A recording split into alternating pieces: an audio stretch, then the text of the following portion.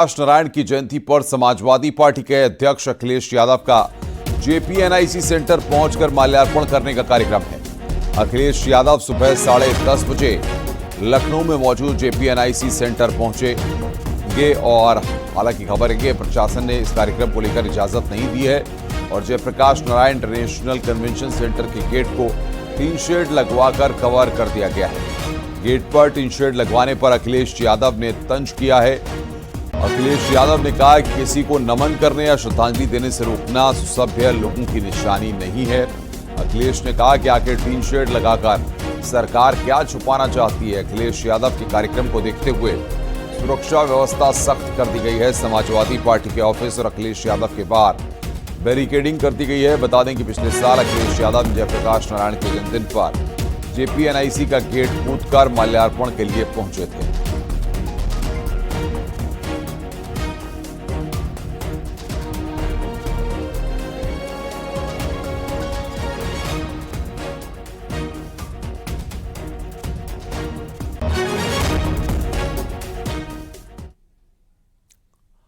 आगे बढ़ते हैं। लखनऊ विकास प्राधिकरण ने पत्र जारी किया। जयप्रकाश नारायण की जयंती के मौके पर जेपीएनआईसी जाने के कार्यक्रम को लेकर एक पत्र जारी किया गया है, जिसमें लिखा है कि जेपीएनआईसी एक निर्माण स्थल है जहां निर्माण सामग्री बेतरतीब ढंग से फैली हुई है।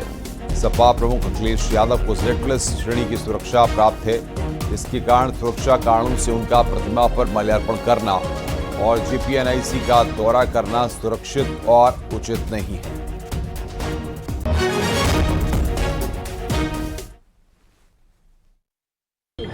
ये टीन शेड लगा करके सरकार कुछ तो छिपाना चाहती होगी।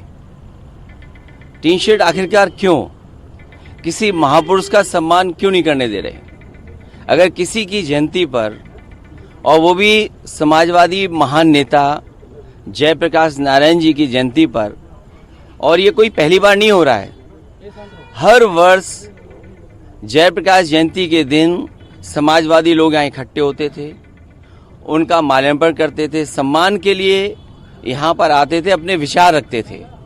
एक वो महान नेता जिसने संपूर्ण क्रांति का नारा दिया और उस समय की सरकार के सामने झुका नहीं, और एक समय ऐसा आया कि उसकी संपूर्ण क्रांति की वजह से परिवर्तन हुआ देश की राजनीति में। ये जेपीएनआईसी, ये सोशलिस्टों का म्यूजियम, जयप्रकाश जी की प्रतिमा, और जो उसके अंदर सोशलिज्म को हम कैसे समझें, समाजवाद को हम कैसे समझें, वो तमाम चीजें हैं। ये टीन शेड लगा करके सरकार आखिरकार क्या छिपाना चाहती है। और सीधे रुख करते हैं राजीव सिंह का। हमारे सहयोगी राजीव सिंह इस वक्त बातचीत करने के लिए इस खबर पर हमारे साथ जुड़ रहे हैं। राजीव, क्या जानकारी मिल पा रही है? कल अखिलेश यादव गए थे, आज क्या अखिलेश यादव वहां पर पहुंचेंगे? या जिस तरीके से पत्र जारी किया गया है अखिलेश यादव के द्वारा, अब इसके क्या मायने हैं और प्रशासनिक अमला कितना सतर्क है? देखिए अनुपम, बीते दिनों जयप्रकाश नारायण की जयंती पर माल्यार्पण करने के लिए समाजवादी पार्टी के मुखिया का कार्यक्रम शासन पुलिस प्रशासन को भेजा गया था, लेकिन उनको इस माल्यार्पण की अनुमति नहीं दी गई।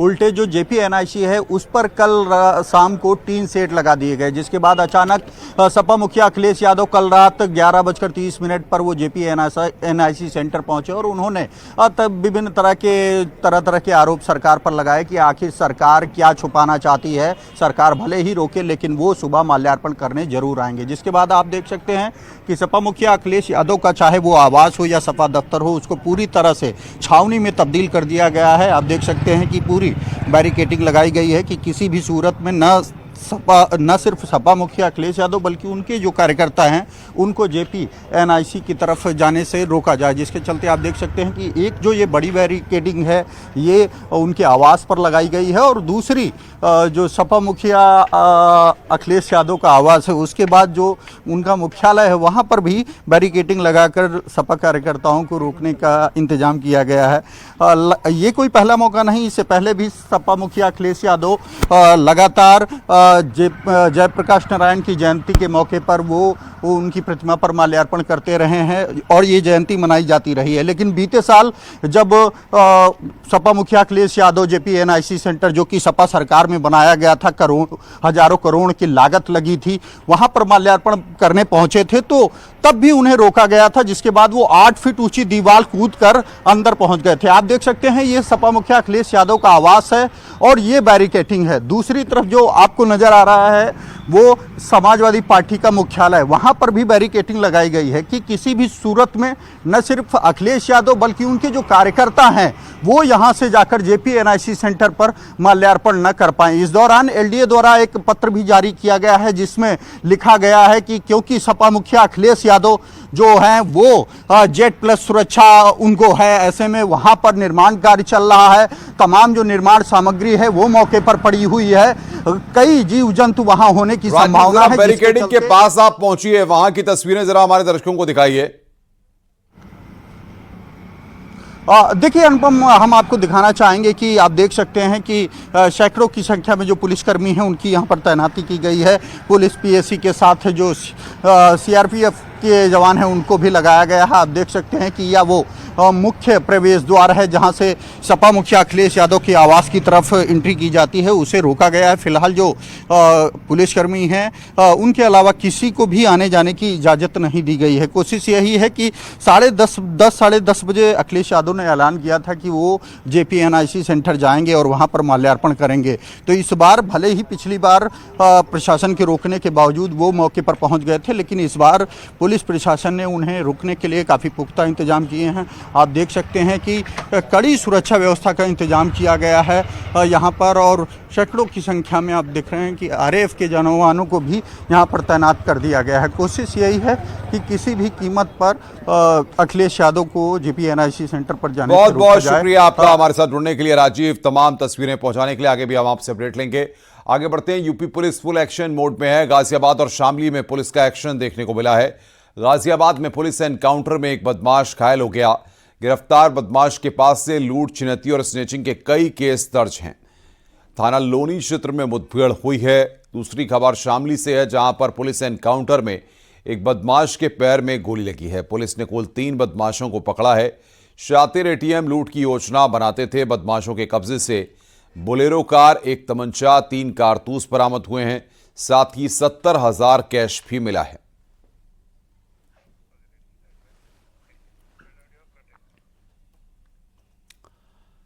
शाहजहांपुर पुलिस ने 2 शातिर बदमाशों को गिरफ्तार किया। इनके पास से तमंचा, कारतूस बरामद किया गया है। मामला थाना RC मिशन इलाके का है, जहां मुखबिर की सूचना पर कामयाबी मिली। तो वहीं शाहजहांपुर की रोजा पुलिस ने शराब तस्कर को गिरफ्तार किया। गिरफ्तार तस्करों के पास कच्ची शराब, भट्टी और शराब बनाने के उपकरण बरामद हुए हैं। इसके साथ ही 50 लीटर लहन नष्ट किया गया है। तो वहीं पुलिस संयुक्त टीम ने 1.5 लाख की अफीम के साथ 2 शातिरों को पकड़ा है। तस्करों के पास से पुलिस ने 491 ग्राम अफीम और बाइक बरामद की है। मामला थाना कटरा पुलिस का है।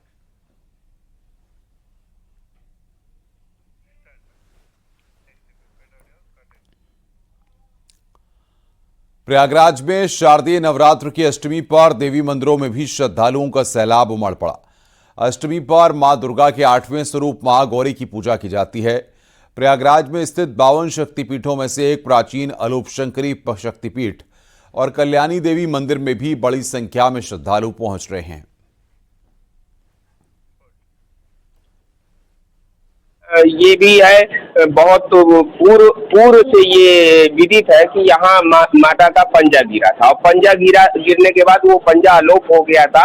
सिर्फ उनकी जगह पे एक कुंड रह गया है और उसी कुंड का हम लोग दर्शन करते हैं। अलोप होने की वजह से इन माता का नाम माँ अलोपशंकरी पड़ा।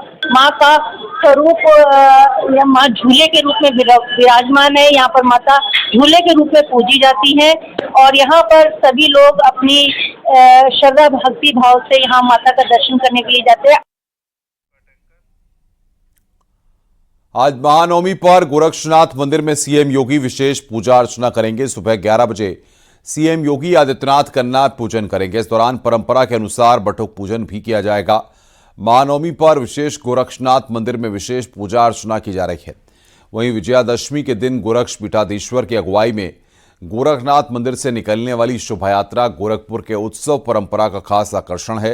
इस शोभा यात्रा में सामाजिक समरसता की एक बड़ी नजीर देखने को मिलती है। इस शोभा यात्रा में सभी वर्ग के लोग शामिल होते हैं। और सीधे रुख करेंगे रामगोपाल, हमारे सहयोगी गोरखपुर से हमारे साथ जुड़ रहे हैं। रामगोपाल, मुख्यमंत्री का क्या कार्यक्रम रहने वाला है और किस तरह से आज परंपराओं को पूरा किया जाएगा? बिल्कुल, आज चूंकि महानवमी है और आज के दिन कन्या पूजन का कार्यक्रम होता है, तो सुबह मुख्यमंत्री योगी आदित्यनाथ ने दर्शन पूजन किया भगवान गोरक्षनाथ के। उसके बाद वहीं मां शक्ति मंदिर में बैठ के उन्होंने आराधना की है और 11 बजे के करीब कन्या पूजन होगा, जिसमें 100 से अधिक कन्याएं आती हैं और बड़ी संख्या में बटुक भी आते हैं, आम लोग भी उसमें मौजूद रहते हैं, तो वो वहाँ पे भोजन करते हैं। 9 कन्या और 1 बटुक का खुद मुख्यमंत्री योगी आदित्यनाथ अपने हाथों से उनके पाँव पखारेंगे और पाँव पखारने के बाद रोली चंदन टीका लगा के फिर उनको चुनरी उड़ाएंगे। चुनरी उड़ाने के बाद उनको कुछ गिफ्ट देते हैं और गिफ्ट देने के बाद फिर भोजन कराया जाता है और भोजन कराने के बाद फिर दक्षिणा दी जाती है। और ये सिर्फ 9 कन्याओं का तो अपने हाथों से करते हैं। उसके बाद फिर जितनी भी कन्याएं रहती हैं उनको एक साथ एक पंक्ति में बैठाया जाएगा और उन सभी कन्याओं को, जितने बटुक रहते हैं उन सभी बटुकों को एक साथ फिर से मुख्यमंत्री पूजते हैं और उनके साथ पीछे जो गोरक्षनाथ मंदिर के प्रधान पुजारी हैं बाबा कमलनाथ और अन्य जो पुजारी हैं वो लगे रहते हैं। तो इस तरीके से जो ये परंपरा है, इस परंपरा का निर्वहन आज किया जाएगा। आज कन्या पूजन का ही कार्यक्रम है और कन्या पूजन के बाद एक बार फिर जो है गोरक्षपीठाधीश्वर अपने शक्ति मंदिर में ही मौजूद रहेंगे। एक खास बात अनुपम यह है कि योगी आदित्यनाथ जब मुख्यमंत्री नहीं थे तो वो शारदीय नवरात्र के 9 दिन अपने उसी शक्ति मंदिर और उसके बगल वाले कमरे में ही निवास करते थे, जो कि उनके निवास के फर्स्ट फ्लोर पे मौजूद है। वो कभी नीचे नहीं उतरते थे। मुख्यमंत्री हो जाने के बाद थोड़ी सी जो शासकीय व्यस्तताएं बढ़ी, तो उसके बाद ये सारे काम जो प्रधान पुजारी बाबा कमलनाथ करने लगे। लेकिन 3 दिन जो है 7वीं से लेके विजयदशमी तक वो ऊपर ही रहते हैं। अब आज भी वो पूरा दिन वहीं ऊपर उसी शक्ति मंदिर में ही आराधना करेंगे, वहीं लीन रहेंगे, वहीं पूजा पाठ करेंगे। अगर कोई शासकीय कार्य से मिलने के लिए बहुत आवश्यकता हुई तो वहीं पे ही। बहुत बहुत शुक्रिया रामगोपाल, आप नजर बना के रखिए, आगे भी हम आपसे अपडेट लेंगे। आगे बढ़ते हैं। बांदा में हिंदू मुस्लिम एकता की मिसाल देखने को मिली है। मुस्लिम समुदाय के लोगों ने माता रानी के भक्तों को ये प्रसाद बांटा। ये परंपरा बीते 25 साल से चली आ रही है। महेश्वरी देवी मंदिर चौराहे पर नवरात्रि की अष्टमी को मुस्लिम लोगों ने भक्तों को प्रसाद बांटा है।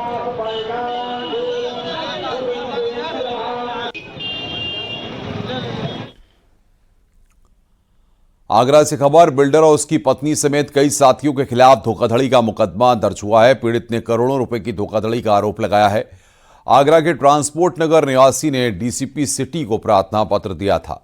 उन्होंने बताया था कि साल 2020 में कमला नगर स्थित होटल खरीद में 5 करोड़ रुपए में सौदा हुआ था, जिसके तहत 2.82 करोड़ रुपए भी दिए गए, मगर अब पार्टी रजिस्ट्री के लिए आनाकानी कर रही है। 4 साल के बाद भी रजिस्ट्री नहीं हुई, जिसके बाद डीसीपी ने पूरे मामले की जांच के आदेश दिए थे।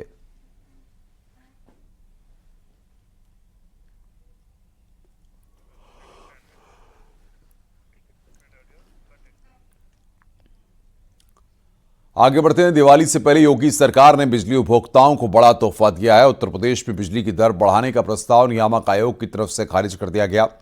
पावर कॉरपोरेशन के सभी प्रस्ताव खारिज कर दिए गए हैं, यानी कि बिजली की दरें नहीं बढ़ने वाली हैं। हाल ही में तय दर पर ही बिजली बिल वसूला जाएगा। उत्तर प्रदेश में लगातार 5 साल से बिजली की दरें नहीं बढ़ी हैं।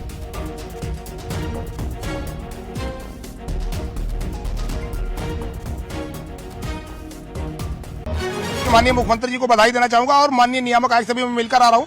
ये जो बिजली कंपनियां थी वो लगभग 11,203 करोड़ का अपना घाटा दिखाकर चोर दरवाजे बिजली दरों में बड़ा इजाफा कराना चाह रही थी, जिसके लिए हम लोगों ने बहुत लंबा संघर्ष किया। अंततः विद्युत नियामक आयोग ने फैसला सुना दिया कि ये जो बिजली दरें लागू है वही यथावत रहेंगी, यानी कि उत्तर प्रदेश देश का पहला राज्य बन गया है जहां 5 सालों से बिजली दरों में कोई बढ़ोतरी नहीं हुई, यथावत रहेगी। जो दरें पहले थी वही दरें रहेंगी। और सबसे बड़ी बात है, जो उपभोक्ताओं का 33,122 करोड़ इनके ऊपर सरप्लस निकल रहा था, जिसको लेकर मैं दरों में कमी करने को बात कर रहा था, उस पर भी आने वाले समय में आगे फैसला होगा। लेकिन एक और खुशखबरी है कि प्रदेश की बिजली कंपनियां जो 11,203 करोड़ रुपया घाटा बता रही थी, अंततः फिर लगभग 1944 करोड़ बिजली कंपनियों पर निकला है। यानी कि आने वाले समय में हम लोगों के लिए और भी आसान होगा कि बिजली दरों में आने वाले कई वर्षों तक ये बढ़ोतरी नहीं करा पाएंगे। तो आज का जो फैसला रहा बहुत ऐतिहासिक रहा, जहां इन्होंने कहा स्मार्ट मीटर का जो मामला है उस पर SMS अलर्ट पर भी 10 रुपया लेंगे, उसको भी खारिज कर दिया। कहा कनेक्शन काटने और जोड़ने का भी हम 50 रुपया लेंगे, उसको भी खारिज कर दिया। और अंततः जो ट्रांसमिशन का टैरिफ था इन्होंने 26 पैसा मांगा था, उसमें कमी करके उसको 23 पैसा कर दिया।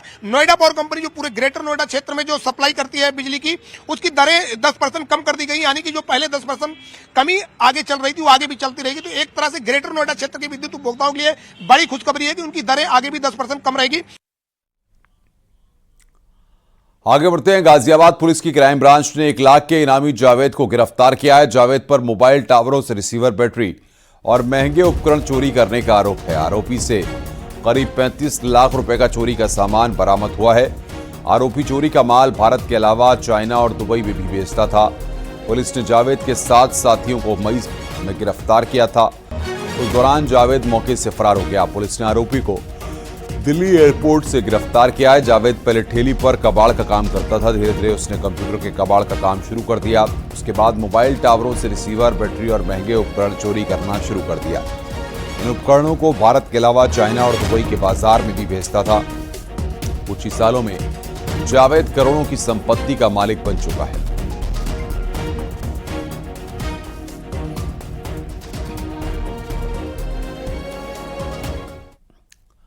नोएडा से खबर है। साइबर क्राइम पुलिस ने मनी लॉन्ड्रिंग का डर दिखाकर डिजिटल अरेस्ट करके 52 लाख रुपए की ठगी करने वाले शातिर साइबर अपराधी जमुना प्रसाद रावत को गिरफ्तार कर लिया है। यह गिरफ्तारी हाथरस से इंटेलिजेंस की मदद से की गई है। मामला 29 अगस्त को सामने आया था, जब नोएडा की एक महिला डॉक्टर ने साइबर क्राइम थाने में शिकायत दर्ज कराई थी।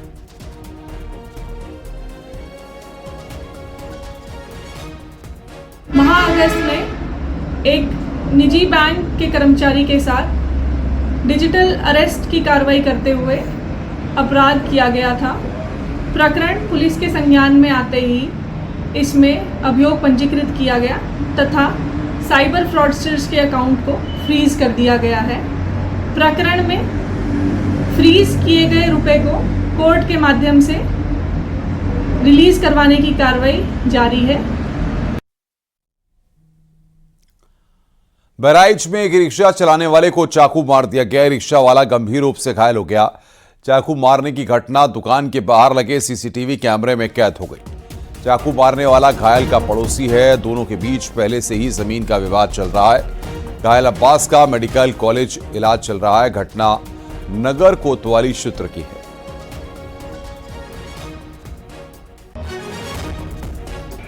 अभी पुलिस डिपार्टमेंट की तरफ से एक पेशेंट लाया गया था और right side, left side chest पे यहाँ इंजरी थी और एक लेफ्ट साइड एब्डोमेन पे इंजरी थी।